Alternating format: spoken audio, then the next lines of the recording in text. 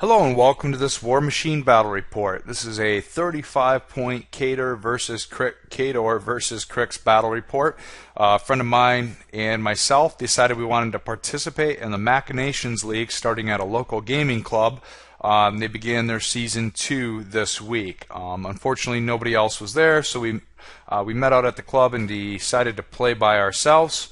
Hopefully we did everything right as we went through here, but unfortunately neither one of us could attend on the actual starting night, which was today or tonight. So we went ahead and we played Khador versus Cryx. Let's take a look at the lists.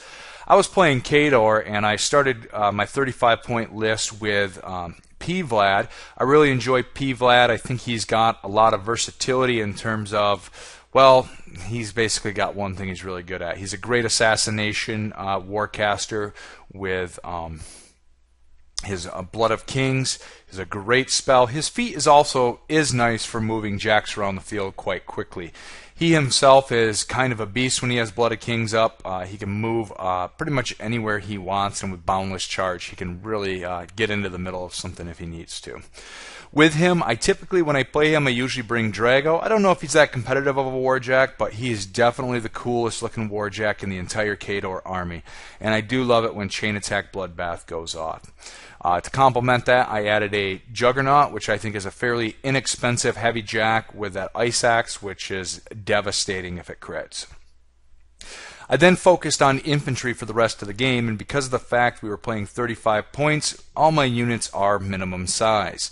The first unit I chose is a unit of Iron Fang Pikemen. I really like them. They're a well-rounded unit. They're strong, they're tough, and they hit hard.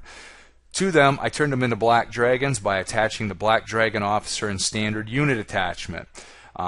Beyond giving them a once-per-game ability, Iron Zeal, it also gives them Fearless. I think this is much better than the standard attachment for the Iron Fangs. Typical of most of my lists, I usually do bring Doom Reavers. I love this unit. I kind of love the fluff behind them. I've had a lot, and I love that they're weapons masters with reach. A lot of people have told me to try playing Menoth because of that. And I love their Berserker ability. But to turn off the Berserker ability when needed and to give them tough, I've attached the Greylord Escort to the unit. Finally, typical of most Khador lists you'll see out there, I decided to bring the Winter Guard Infantry. Again, minimum unit size, but I did give them the Winter Guard Officer and Standard to give them both Bob and Weave and the Grape Shot and combined melee attacks. I also attached 2 Rocketeers to the unit to really give them that range that they need to reach out and touch someone. Finally, to really make the Winter Guard Infantry unit shine, I added Kovnik Joe for his inspirational speeches. Let's take a look at the Cryx list. My opponent brought Warwitch de Negra, who's a really nasty caster. She has some really nasty debuffs as well as an incredibly powerful feat, which my opponent did use to great effect this game. With that, he brought a nice heavy melee jack, the Slayer, as well as the Reaper with a harpoon. I know my opponent. He likes to harpoon my best warjacks or even my caster and pull them out into the middle and let his Slayer rip them to pieces. To go along with this, he brought a light Death Ripper, primarily I'm going to assume for the Arc node. And he also attached a Scarlock Thrall to Warwitch de Negra, which basically can cast one of her spells that cost 3 focus or less once per turn. For infantry, he brought Bane Knights. Now, these, to me, feel very similar to their equivalent of my Doom Reavers. They have reach, they have weapons master. What sets them apart is they have the ability to be ghostly, which basically means that they can advance through terrain and obstacles without penalty and through obstructions if they have enough movement, and it says the model cannot be targeted by free strikes. Now that's pretty devastating, having a unit that can basically go wherever it wants on the table. He then brought the typical Cryx Tar Pit unit, probably in my opinion the most annoying unit in the game, a full-on unit of 10 Mechanothralls. Following this was a unit of Necrosurgeon and Stitch Thralls to pick up the dead Mechanothralls and bring them back to life each turn. He also brought the Wither Shadow Combine. This is typically a unit that I deal with early in the game, and I've never really feared them, that is until this game. And finally, he brought a Pistol Wraith. So let's go ahead and let's take a look at the scenario we drew. On the Machinations chart, we rolled on the table to determine which scenario we were going to play, and we drew Outflank. Outflank basically consists of 12-inch diameter control areas if you're playing on a 4-foot by 4-foot table, which we did, which are along the center line of the table and 14 inches out from the edge. To gain points, starting at the end of the second player's second turn, players gain points by either controlling the zone, which means having a model such as a Warjack, a Warcaster, or Solo, or a unit over half strength within that zone, and having no enemies contesting it. I think we did make a few mistakes in this game. For contesting, we gave the same requirement of having a unit over 50% health within the zone, and going back and looking at the rules, it just says you need a model within the zone. So may need some clarification on that. But either way, we both agreed on how we were going to play it, so we knew going forward. And finally, the first person to 5 victory points wins the game, or an assassination will win the game as well. So let's start with deployment. I had, with my Khador, I had to deploy first, so I tried to deploy ready to counter anything, I would say. So to do so, I set my Warcaster and my Jacks up right in the center of the field, not knowing where my opponent was going to go. I wanted the ability to basically go for either control area and support the infantry that would go there. Likewise, I put my Winter Guard infantry on my left flank. Their job was going to be to take my left control area, and Covenant Joe is back here out of the picture, but his job was basically just to give them inspirational speeches and buff this unit. I put my Black Dragons, or Iron Fang Pikemen, on my right flank. Their job was going to be to take the right control area. My opponent then set up, and he put all his Mechanothralls, his Necrosurgeon, and Stitch Thralls right in the middle. So I wasn't quite sure what he was planning to do, whether or not he was going to go for the left or the right. But either way, he put his Slayer over here on the right-hand side of the back of the woods, and his Reaper here on the left. He put his Wither Shadow Combine down here right behind them. And somewhere in here, yeah, right here, he has his Scarlock Thrall. Denegro went right behind the Slayer, and he had his Bane Knights over to the right-hand side with the Death Ripper right in the middle of them. So I had first turn. My goal with the first turn was just getting my units as close to those control areas as possible. So Covenant Joe came up. He gave the inspirational speech, Courage of the Forefathers, to give my Winter Guard infantry tough and fearless. They then took to a run order to get up on top of this hill as quickly as possible and basically gain range over this control area. I allocated one focus to my Juggernaut. He ran forward, and Drago ran forward using aggressive, which means he can run using no focus. Vlad came forward and simply just cast Windwall on himself and camped the last 3 focus. My Black Dragons, or Iron Fang Pikemen, simply just ran up the field to get as close to that control area as possible, and the same went for my Doom Reavers. Now, my Doom Reavers probably didn't want them on the right-hand side of the field, and I knew where my opponent was. Most of his heavy hitters were over here, but I kind of thought, well, they're fast enough that they can come up or go across the field or get around if I like. Unfortunately, you'll see in this game they didn't work quite as well as I wanted them to, but they did okay. And here you can see it from my opponent's perspective. Basically, all my models simply pushed forward. Cryx turn 1, my opponent basically moved most of his stuff forward. He ran his Bane Knights up the middle, moved Denegra up behind this building, and moved his Death Ripper around the side. Now, where some interesting things happened were when it came to his Mechanothralls, his Necrosurgeon, and Stitch Thralls. They really started taking off towards his right flank. Now, this left a lot of my infantry with not a whole lot to do over here on my right flank. He then moved both of his Jacks up through the woods. He did cast Ghostly from the Scarlock Thrall onto the Reaper to allow him to run up through the woods. The Scarlock Thrall followed through, and basically he advanced forward. So not a whole lot happened in turn 1. Oh, and his Gun Mage did come up here behind this building here.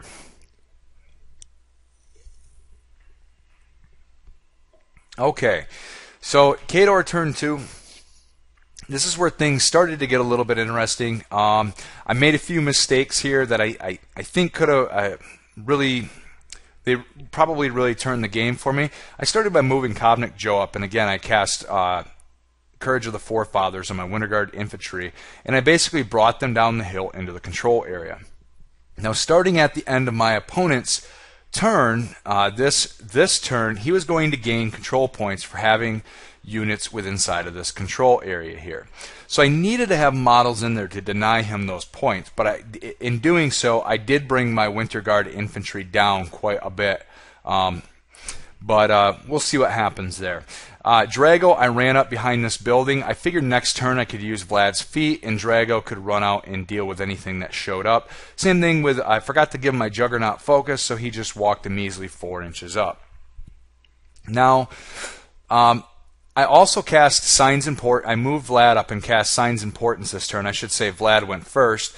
And then my Winter Guard infantry, they killed a Mechanothrall and one of the Bane Knights here. The Stitches obviously picked up that corpse there. And my pikemen, they advanced forward, issuing the shield wall order, and I used Iron Zeal this turn. I didn't know what he had with the Wither Shadow Combine and his Pistol Wraith behind that building. I was worried about losing a lot of them, and they were really the only thing I was going to have over here to control this, because at this point, I started to send my Doom Reavers over to the other side. Their job at this point is now really to get to the other side of the battlefield, and hopefully my pikemen can hold this control area on their own. So let's take a look at what happens here. Because I killed one of the Bane Knights, they get a Vengeance move at the end of my turn. Basically, all the Bane Knights advance 3 inches up a little bit closer. This does kind of hurt me a little bit later on, but probably not as much as moving my Winter Guard infantry down. So let's go ahead and take a look at Cryx turn 2. This is where things start to really get interesting. Denegra came around the building here. Well, she didn't come first. First, they ran the Death Ripper right alongside all my Winter Guard infantry. Then Denegra came out and she decided to cast, I believe it's Venom. Let me take a quick look at the name of it. Yes, Venom, and cast a spray across all my Winter Guard infantry. Now luckily, I made 6 out of 6 tough rolls in this turn. All those models did get corrosion continuous effect on them. Being, however, that Venom is only 2 focus to cast, my opponent cast it again and sprayed the unit a second time, pretty much killing more than half of the unit. I think 6 out of the 10 models were wiped out in this one single spray here. So very devastating. I was really hoping to have my Winter Guard infantry use their spray attacks, but I lost the standard. I lost the attachment officer. And I believe I lost both rocket launchers in this wave. I didn't have take-up available because my leader kept getting killed. The other thing that happened is this big, massive mob of Mechanothralls just marched forward with the Necrosurgeon and Stitch Thralls right up behind them. The Wither Shadow Combine came up. Both Jacks came out of the woods and took up position in the control area. And finally, the Scarlock Thrall also came out. I think he had cast Ghostly on one of these Warjacks to make it easier for them to get out. So the Gun Mage also came around the side right here. I should have shown this from this point of view. He took a shot at my pikemen, but because of their armor 22, that's because they were shield walled for +4 and Iron Zeal for +4. He did not do any damage to them, thankfully, because he probably could have kept shooting them all day long until they were all dead.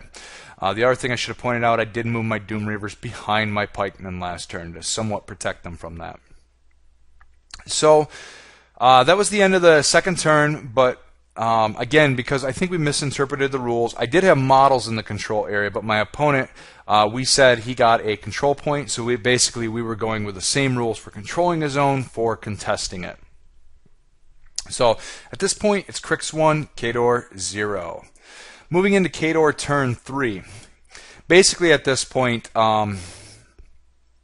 it was going to be a little bit of recovery. Now, one of the things I had made a mistake here is if I go back to turn 2, you can see where Vlad is.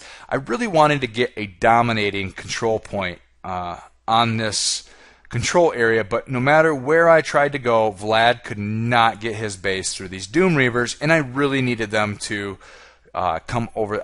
Because of the order of activation that I needed to do things, I really needed Vlad to go first because I needed to cast his feet to get Drago into here. So unfortunately, I couldn't get Vlad over. He went over, he popped his feet, and he also casted He did not cast Signs of Importance. I cast Blood of Kings for some strange reason, even though he's out here by himself. I think I was looking for more movement, and I wasn't able to use any of it. My pikemen charged up. They quickly killed the pistol wraith that was over here quite easily, and they basically held that zone to themselves, so I knew that that was going to be a point for me at the end of the turn. My next goal was to start dealing with a huge mess over on my left flank. With what little Winter Guard I had left, I took a few pot shots at a few of the units here, and I also engaged these Bane Knights, and I missed with a single melee attack. I was hoping to keep them locked into combat and force them to take free strikes, but later on I learned that Ghostly makes them immune to free strikes, so I didn't really keep them there at all. I took, I think, one pot shot from this guy at a Mechanothrall. Maybe I killed him. I really don't remember. What really happened great here was as Drago came up, I casted one focus to use his Run Riot ability, which basically says that after any melee attack, normal melee attack, if there are no models in his melee range, he can advance forward. So basically he did a death march, killing 4 of the Mechanothralls. My Doom Reavers then came in, and they made quick work of many of the Bane Thralls, but they did leave one back there. That's actually not him, that's the Necrosurgeon, I believe. But thankfully my Grey Lord Escort was there. He did a spray attack and ended up killing them. I think I had cast Signs of Importance actually instead that turn. So the Bane Thralls were gone. They were out of my way, but there's far more interesting things to happen here. Basically, at the end of that turn, I had gained a point for controlling the control area on my right flank, and I had models now in the control area on my left flank to deny my opponent a point. Cryx turn 3 is where things really turned around. If we go and look down here at the Cryx map, we can kind of see what happened. It started with the Scarlock Thrall coming up, and he casted Crippling Grasp on Drago. Denegra then came up. His order of activation wasn't that good, but it still worked to his advantage. Denegra had then come up, and she had popped her feet, which basically further reduced the majority of the stats on my models by 2. That's what Crippling Grasp as well did to Drago. So Drago is now -4 to all stats. For some reason, we had said -5 during the game, so I don't know if one of us misinterpreted them, but looking at the card here, it says that Crippling Grasp is -2, and her feet is also -2. So it's a possibility we had got something wrong. Maybe he misinterpreted it with Parasite instead. So, okay. What else happened here? Basically, the Slayer and the Reaper didn't get a whole lot of action. I think the Slayer came up, he killed the Doom Reaver. Many of the Bane Knights, they left combat from the one lone Winter Guard, no free strikes, and basically they went in, they killed a few of the Doom Reavers, but not really enough to hurt them. The Reaper really didn't do a whole lot this game. I think he moved up. He killed that last Winter Guard officer that was there. And I think that was about it. Oh no, the big thing here. The big thing this turn was the Wither Shadow Combine. The first time I've ever feared these models. They charged into Drago with both Denegra's feet and Crippling Grasp up on him. And I was not aware of the fact that they gain an additional dice against Warjacks, and they quickly took Drago down and killed him, and because all 3 of them were in base-to-base and melee range of that Warjack when it died, they turned him into a Cryx Jack. Now, it was supposed to be a Helljack. My opponent didn't have any. He did have a Leviathan, so we went ahead and let him use that there. So not only did Drago get killed quite quickly by a couple of solos, he got turned into an enemy Warjack. So this really threw a big crunch in my plan. So at the end of the turn, he had also moved Denegra into the control area. I didn't have any models or units completely within the control area.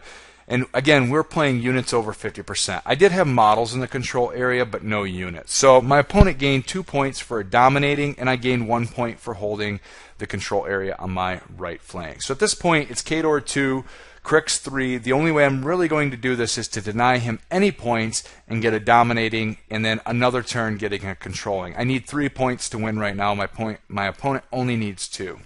As we move into Khador turn 4, things really didn't go as well as I wanted. With Denegri's feet still going, it was very, very hard for me to score any significant damage. Vlad did come up to get a dominating point here. My pikemen did move around to the edges of the control area to really keep anybody from charging in and denying me any control points there. My Doom Reavers came in. They finished off the Mechanothrall unit, wiping out everything that was in there. And I think I took out a few of the Wither Shadow Combine, but at this point there was really no hope left for me. I couldn't get any full units or models into the area because of the number of models that were there, and the final score ended up Cryx 5, Khador 4. So congratulations to my buddy for a well-earned victory. It was a great fun game. Overplaying a standard elimination game, it was much more tactical, much more enjoyable in my opinion, and I can't wait to do more games in the Machinations League. I hope you enjoyed.